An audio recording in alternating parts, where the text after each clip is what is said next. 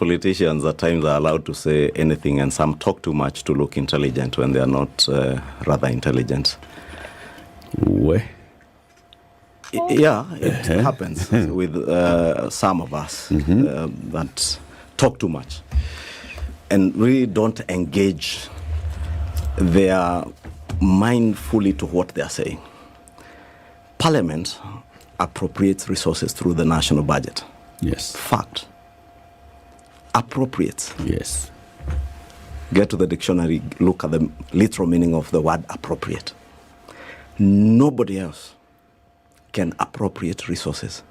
Nobody else can reallocate resources from where Parliament has appropriated those resources to.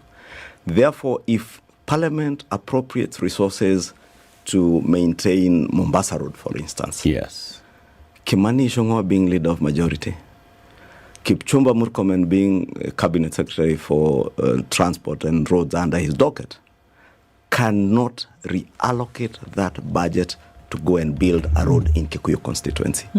Problem is that many of us don't pay attention to what goes on in Parliament, especially around the budget issue.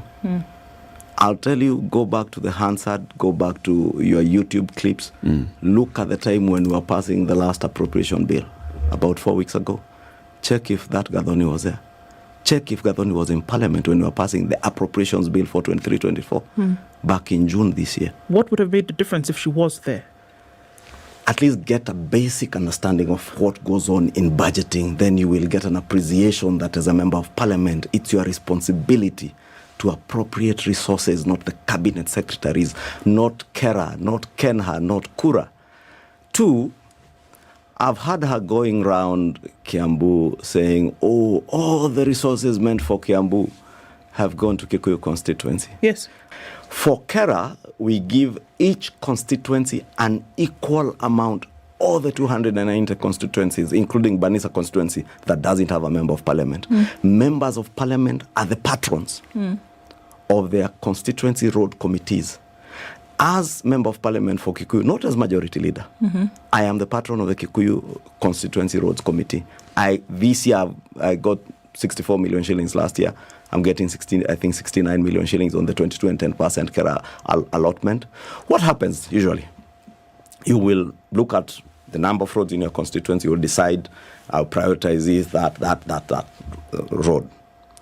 What have I done, for instance, and I'm glad the minister made Kikuyu as a case example in Parliament.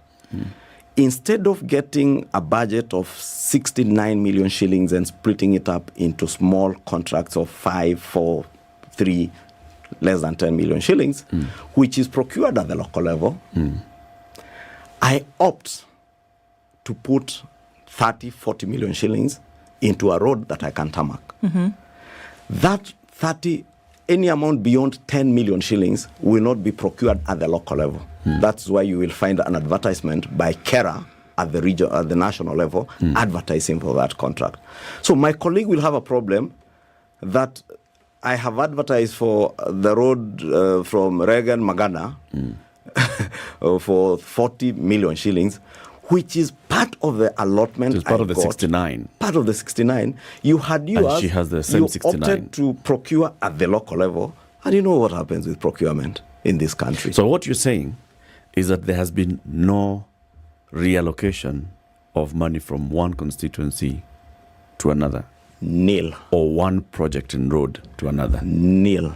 What we are seeing is just your strategy, and your strategy then ends up being in the papers.